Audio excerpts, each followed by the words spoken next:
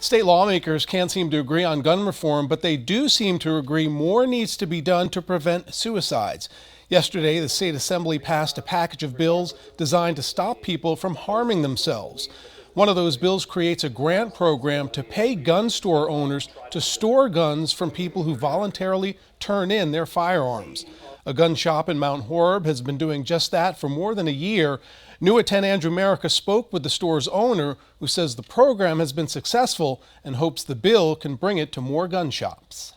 Essential Shooting Supplies has been helping customers through tough times for a while. We first introduced you to them last fall. If we could save one life doing it, then it's worth it. Since then, owner Chuck Lovelace says the shop has kept dozens of guns safe. Right around 3 dozen, yeah. To keep people safe. Some people have a tendency to look at this as another gun control measure, and it's not. It's not about gun control at all. It's about limiting access when somebody's in a time of crisis. Lovelace says even though people know they can temporarily turn firearms over to law enforcement, there's a different level of trust with a gun shop. We're part of the gun culture.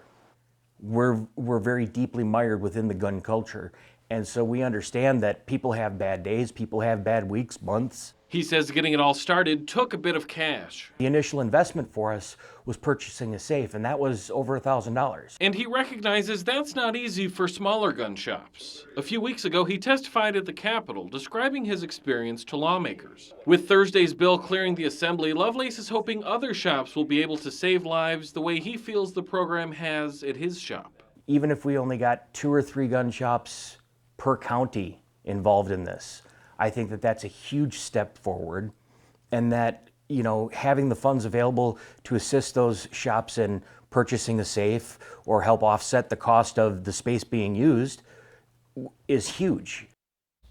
The bill and others passed yesterday still have to pass the Senate and be signed into law by the governor.